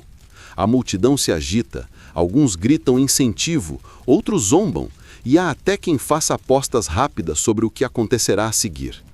O leiloeiro, visivelmente irritado, bate o martelo no ar, não para fechar uma venda, mas para chamar a atenção e pedir ordem. Enquanto isso, outro foco de tensão surge no palanque. 2 compradores, um fazendeiro idoso e um comerciante mais jovem, começam a discutir aos berros sobre quem havia feito o último lance antes da fuga. As vozes aumentam, os gestos se tornam mais agressivos e por um momento parece que a briga vai passar das palavras aos empurrões. Guardas da coroa, que normalmente ficam à margem, aproximam-se rapidamente, armados de bastões curtos. O leilão é suspenso temporariamente. Vendedores cochicham entre si, temendo que a confusão atraia mais fiscalização do que gostariam. Alguns compradores aproveitam para sair discretamente, levando consigo lotes já pagos, como se o simples fato de não estarem ali no momento fosse uma garantia de que não seriam questionados depois. Historiadores apontam que revoltas e tumultos em mercados assim, embora não fossem diários, revelam como a tensão estava sempre presente sob a superfície. Para cada venda concluída com calma, havia dezenas de olhares vigilantes, prontos a reagir a qualquer sinal de resistência. E embora a fuga do jovem tenha falhado, sua tentativa ecoará no mercado como alerta. Para os vendedores, um lembrete de que o controle não é absoluto. Para os demais escravizados, talvez uma faísca de coragem ou de desespero. O sol já está baixo quando o leiloeiro decide retomar as vendas. O palanque é rapidamente arrumado, a poeira varrida e os próximos lotes são trazidos como se nada tivesse acontecido. Mas a tensão ainda é palpável. Os compradores falam mais baixo e alguns vendedores mantêm um ajudante extra ao lado dos lotes, segurando cordas curtas ou simplesmente vigiando de perto. Um detalhe curioso acontece nesse momento. Ao anunciar o próximo lote, o leiloeiro enfatiza que não há risco de fuga, como se essa fosse uma qualidade equivalente à força física ou habilidade profissional. O público ri, mas a frase deixa claro que o episódio ainda está na mente de todos. Enquanto o dia termina e as tochas começam a ser acesas, você percebe que esse tipo de interrupção, apesar de rara, deixa uma marca no ritmo do mercado. Por alguns dias, talvez semanas, haverá mais cautela, cordas mais curtas, vigilância reforçada e talvez até mudanças na disposição dos lotes no palanque. Mas, inevitavelmente, com o tempo, a rotina voltará e a lembrança da fuga será apenas mais uma história contada em voz baixa, entre negociações e risos cúmplices. O sol já se põe e a luz dourada se espalha pelas fachadas gastas das casas quando você percebe um movimento diferente na rua próxima à igreja. Ali, longe do barulho do pregão, um pequeno grupo aguarda diante da porta de um tabelião. Não são compradores ou vendedores comuns. São herdeiros, acompanhados de advogados, prontos para discutir testamentos e heranças. Entre os bens listados nos papéis, não estão apenas casas, terras e objetos de valor, mas também vidas humanas. O tabelião, um homem de barba curta e óculos redondos, abre a porta e convida todos a entrar. O ambiente é silencioso, com cheiro de madeira encerada e tinta fresca. Sobre a mesa central, repousa um livro de capa grossa e um tinteiro, prontos para registrar mais uma transferência legal de propriedade. Historiadores ainda discutem até que ponto a herança de escravizados era tratada com o mesmo cuidado burocrático que outros bens, mas registros mostram que eles apareciam nos testamentos lado a lado com móveis, joias e cabeças de gado. Uma senhora idosa, de vestido escuro e luvas pretas, senta-se à cabeceira. Ela segura um envelope lacrado, que entrega ao tabelião com um gesto lento, como se quisesse prolongar o momento. Ao abri-lo, o homem lê em voz clara. A fulana deixa como parte de seu espólio 3 escravizados domésticos, um ferreiro e 2 lavadeiras, a serem divididos entre seus filhos, conforme acordo a seguir descrito. A leitura é feita sem qualquer mudança no tom de voz, como se estivesse falando de peças de mobiliário. Um dos herdeiros, um homem de meia idade, sorri satisfeito ao saber que ficará com o ferreiro, considerado de alto valor. Outro, mais jovem, protesta baixinho por ter recebido apenas as lavadeiras, insinuando que a divisão não foi justa. O advogado, com expressão neutra, explica que o valor de mercado foi equilibrado com outros bens recebidos. É um diálogo frio, onde vidas são calculadas e comparadas como cifras em um balanço. Você observa que, em alguns casos, os próprios escravizados são chamados para entrar na sala apenas para confirmar que estão presentes e correspondem à descrição no documento. Não lhes é perguntado nada além do nome e idade, e eles se retiram tão rápido quanto entraram. Historiadores relatam que em certos inventários chegava-se a anotar cicatrizes ou marcas corporais como forma de identificação, reforçando o caráter de bem registrável que lhes era imposto. Ao lado, um jovem advogado anota cada decisão e transcreve fielmente no registro oficial. O som da pena riscando o papel é constante, enquanto os herdeiros discutem detalhes sobre quem ficará com quem, ou se haverá troca entre eles para ajustar a partilha. Essa troca, por vezes, envolvia não apenas os escravizados, mas também parte de seu pagamento adiantado ou dívidas de serviço, tornando o arranjo ainda mais complexo. Um caso curioso surge quando um dos herdeiros propõe vender sua parte de um escravizado para o irmão, preferindo receber a quantia em moedas. O tabelião, sem se surpreender, registra a transação no mesmo instante, provando que a flexibilidade comercial se estendia até ao que era herdado. Essa prática, segundo alguns historiadores, acelerava a dispersão de famílias escravizadas, pois permitia que elas fossem separadas não por necessidade de venda, mas por simples conveniência entre herdeiros. O ar na sala é denso, não pela emoção, mas pelo peso burocrático. Ao tilintar de moedas sendo contadas para ajustes de valor, o som seco do selo de cera sendo pressionado sobre o papel e, ocasionalmente, o murmúrio de alguém comentando a sorte de ter herdado um trabalhador habilidoso. O contraste entre a frieza do processo e a gravidade do que ele representa é desconfortável, mas não surpreende para quem vive nesse sistema. Quando a reunião termina, cada herdeiro sai com seu documento em mãos, pronto para levar sua parte para casa ou vendê-la no próximo pregão. O tabelião fecha o livro, apaga a vela e guarda o tinteiro, como se tivesse apenas finalizado mais um dia comum de trabalho. Lá fora, o som distante do mercado noturno começa a se espalhar, e você entende que para muitos, a herança não era apenas o prolongamento de um patrimônio, era a continuidade de um comércio que atravessava gerações, como se o valor humano pudesse ser passado de mão em mão tão naturalmente quanto uma joia ou um pedaço de terra. O amanhecer traz um ar mais frio e um silêncio incomum para a praça. As barracas ainda estão fechadas e o pregão ainda não começou, mas há um grupo pequeno reunido próximo ao coreto. Entre eles estão funcionários da coroa, alguns vendedores conhecidos e 2 homens mais velhos, vestidos com casacas gastas, que parecem ali mais por obrigação do que por vontade. O motivo do encontro? As últimas vendas. O comércio de escravizados, que por séculos foi rotina, começa a minguar diante de novas leis e decretos que apertam o cerco, e cada transação agora carrega um peso histórico. Você percebe que não há pressa. O leiloeiro, mais velho e com voz rouca, abre um livro de capa dura e gasta alguns minutos explicando que a lista de hoje é curta. Ele fala como quem está lendo o programa de uma peça que chega à última temporada. Historiadores ainda discutem se essas últimas vendas foram tratadas com melancolia ou pragmatismo pelos comerciantes.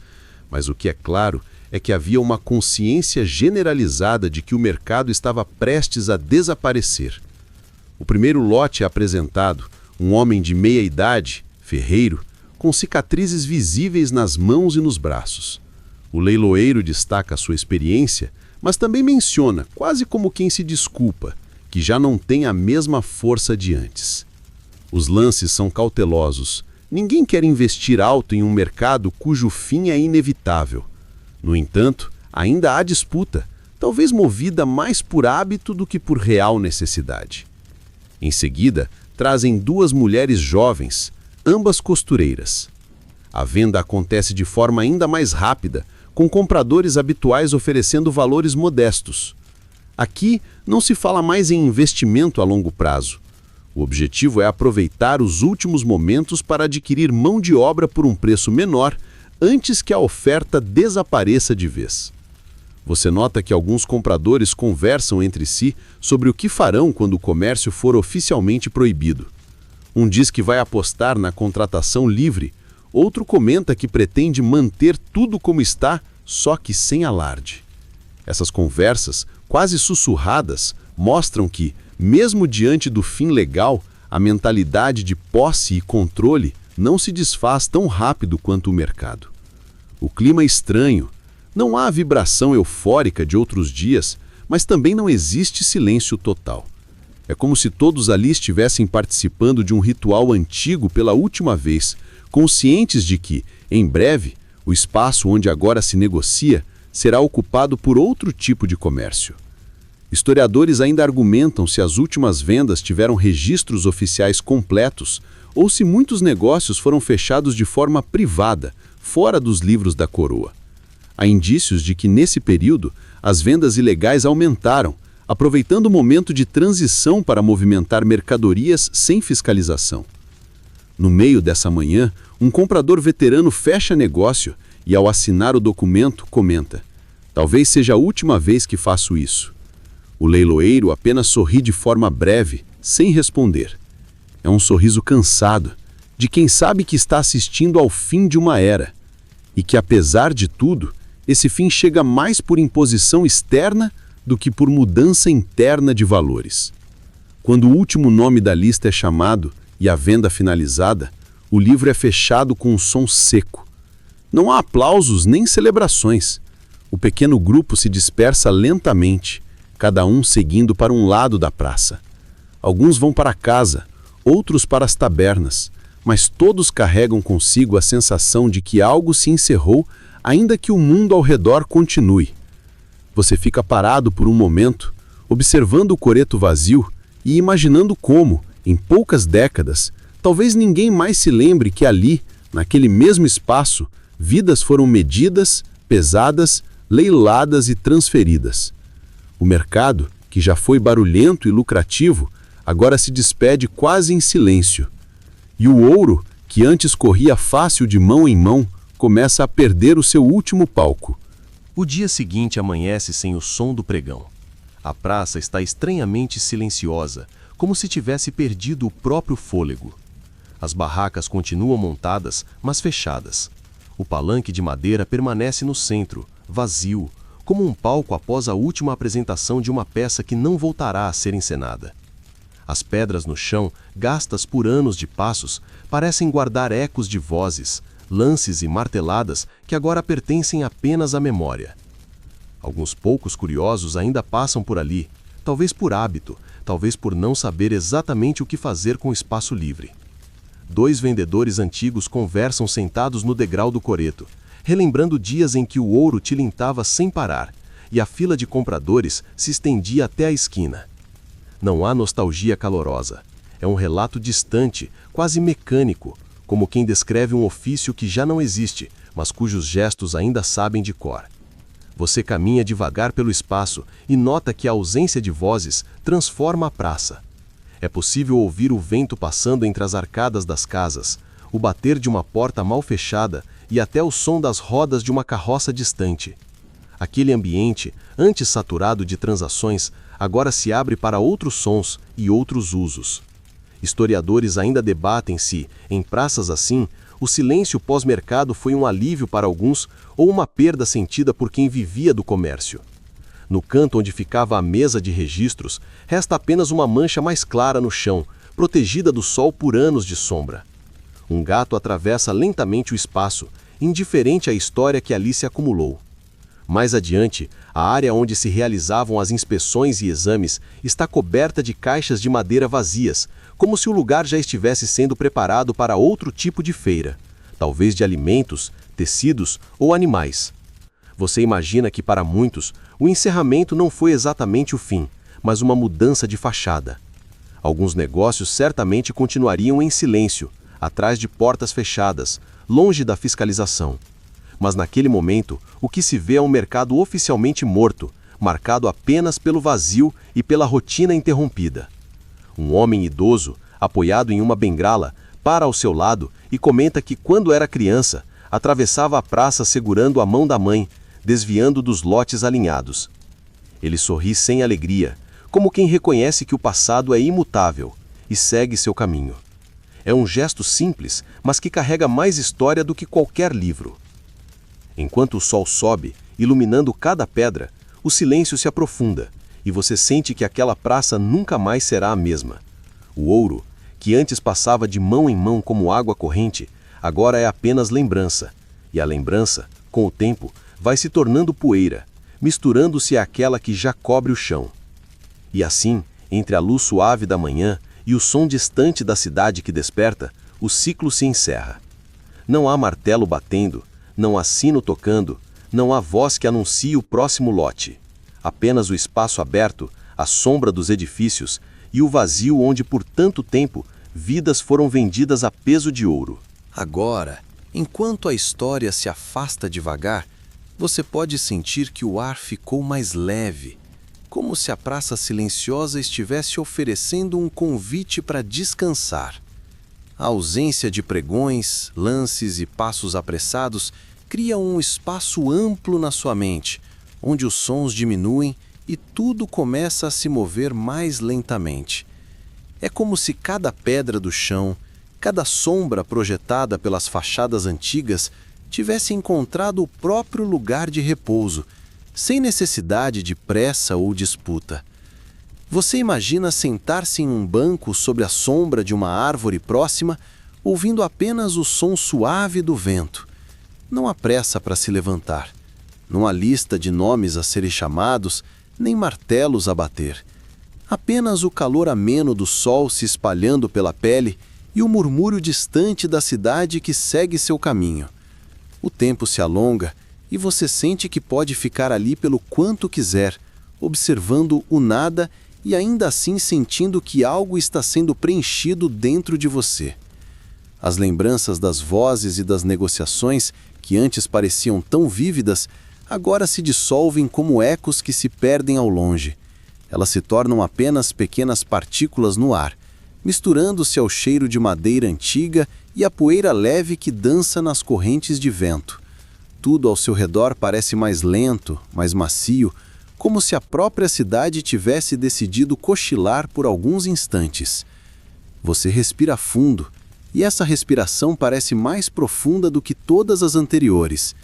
É o tipo de silêncio que não pesa, mas que envolve, como um cobertor leve em uma tarde fresca. A história que percorremos até aqui, com suas luzes e sombras, agora se recolhe, e no lugar dela fica apenas uma sensação ampla de calma. E talvez, se você fechar os olhos agora, consiga imaginar o som das tochas sendo apagadas, das portas sendo fechadas e do vento atravessando a praça livre, carregando embora o último vestígio daquele mercado. Tudo o que sobra é o espaço aberto, e nele a sua respiração lenta, guiando você para um descanso tranquilo.